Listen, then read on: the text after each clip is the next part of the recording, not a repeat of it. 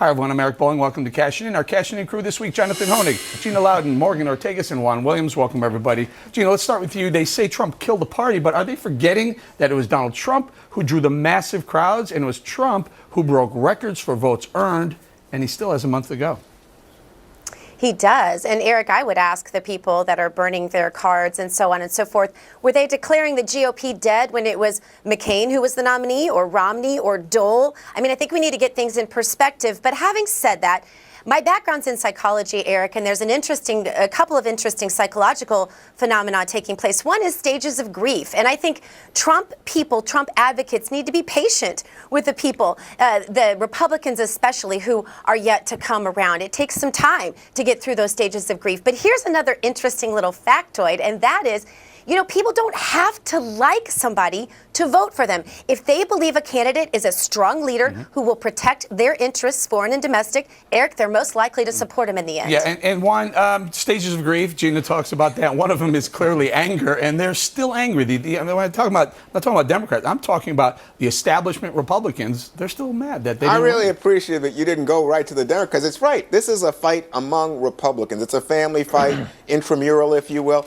And what I think about what Gina was saying is that, you know, Gina, right now there are so many policy issues, and specifically, since this is Cashin In, let's talk about trade, where Republicans have long been advocates of free trade. Donald Trump's not on that side of the fence. Donald Trump's not on the side, you say, defending families. He's not about having America be a strong military presence in the world. He wants to pull back from NATO, pull back from Asia in terms of nuclear protection.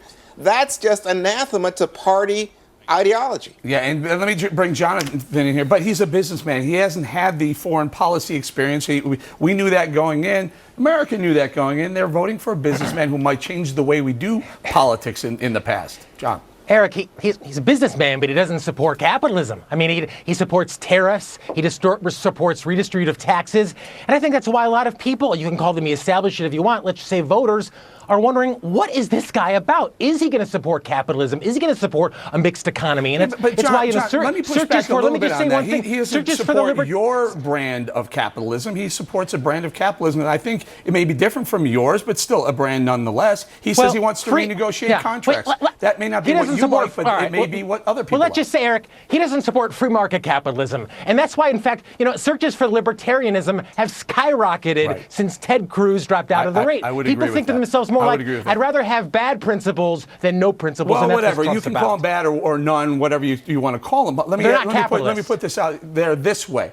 The GOP, John McCain said he's not going to the convention. Mitt Romney says he's not going to the convention. Both Bushes said they're not going to the convention. Jeb Bush not going to the convention. Here's my question, though. 4 years ago, when Mitt Romney was running, you know, he's not my brand of Republican either, but I was out there pushing for Mitt Romney because he was a Republican. He wasn't going to be a Democrat, which I don't like even worse than the brand of Republicanism that I don't like also. Why can't you jump on that bandwagon, John?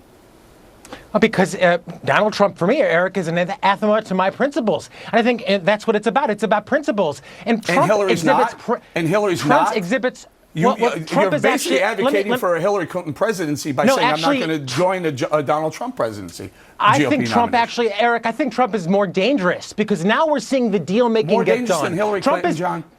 Yes, and let me explain why. For Trump, anything's on the table. He'll deal. I mean, he's already hired lobbyists. He's not self-funding his campaign. I mean, that was a lie to begin with. He's gone back on tax plan. John, he's you're gone back on minimum wage. So I'm talking about the next 4 or 8 years of a presidency. Well, we're going to have at least one and maybe up to 3 Supreme Court justices that are going to be appointed by a president. Would you rather have Hillary Clinton do that or Donald Trump? I would rather have Hillary Clinton do that because Hillary Clinton doesn't put herself out, as you said, as a businessman, as a capitalist. Who do you want for your next Supreme Court justice to be appointed by? Hillary Clinton or Donald Trump? Answer that question.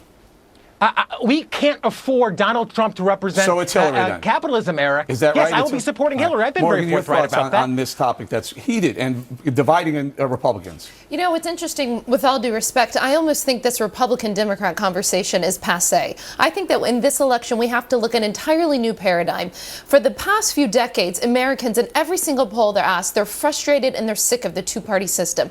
Donald Trump and Bernie Sanders have blown up that two-party system, and I think they may both make their parties weaker, so to speak. But I think that's actually that's a good. no-party system. No, but I think that's actually good for America because they have both blown up. Americans feel like from both parties, it's a plague on everyone's houses. Both parties, have establishment control in Washington. They're senators. They leave the Senate. They start going and lobbying. People are sick of it. So if both Trump and Sanders weaken their parties, I say maybe that's a good thing. Let me roll a soundbite, Gina. I'll get you to respond to it. Paul Ryan, when asked if he will support the GOP, presumptive GOP nominee, he said this. I'm just not ready to do that at this point. I'm not there right now. Now he's holding the highest elected GOP who says he can't support the GOP nominee for president. Where are we? How are we going to get this thing together? Gina. Well, I'll tell you, I think that what Newt Gingrich said about this was point on, because he said, this is irresponsible. As the leader of the party, he should really be supporting the party's nominee. And you have to consider, like you said, Eric, that more people have voted for Donald Trump in this primary than voted for Romney in the entire election. And so I think we really have to get a little bit of perspective here, but at the same time, give people a little bit of time to step back. Hopefully, Paul Ryan will come around. And by the way, I think Newt Gingrich would make a great VP. Go ahead. Juan talked about Newt Gingrich, whether he's a good VP or not, but he did make the point. He didn't always like the policies of some of the presidents and people that he supported, but he still did it because he's a true blue GOP. That's a false argument. I mean, when you think about Romney, when you think about McCain, you're talking about degrees of conservatism. These are people who came up in the Republican Party, who went through all kinds of Republican issues, tests on critical issues, and were Republicans. You knew they were Republicans. Nobody had to say, oh, I wonder that John McCain, is he a Republican? No, you knew. Mitt Romney, he's a Republican. He's a conservative. In this race, you don't know, and that's why people are up in arms. I think people have real legitimate questions. Paul Ryan is concerned about the future of the Republican Party. If down ballot, he starts losing members in the House because you have Trump at the top of the ticket, he is no longer Speaker. Go ahead, John. And Eric, and I think that's the thing here. I mean, it's looking long term. I think Hillary is a lot less dangerous to this country because when Hillary's policies fail, they're going to blame socialism. They're going to blame the mixed economy. But when Trump's policies fail, they're going to blame, just as you led with, the businessmen, the capitalists. And then it's totally discredited, and there's nothing standing in the way of dictatorial rule in this country. I don't know. I love the idea of trying something new. The country. Look, we've had 8 years of President Obama who's basically told the world we don't need to be exceptional anymore in America. You know what Donald Trump brings to it? He said, no, that was wrong. We are America. We are exceptional. I'd like to try but what even makes if it means us America? The businessman. But what makes it? What are the ideas? I think that's the point. That's what the electorate wants to know. What are the ideas? Well, I'll tell you what it does do. What it does do is not telling the world that you're going to be on an even keel with them, and therefore you put yourself at a disadvantage with trade, with military, with Donald Trump. You don't know where he is on that, and I think that is a positive development. Let me give Morgan the last word on that. I think we're talking a lot about the Republican Party, and one may or may not disagree with me here, but I think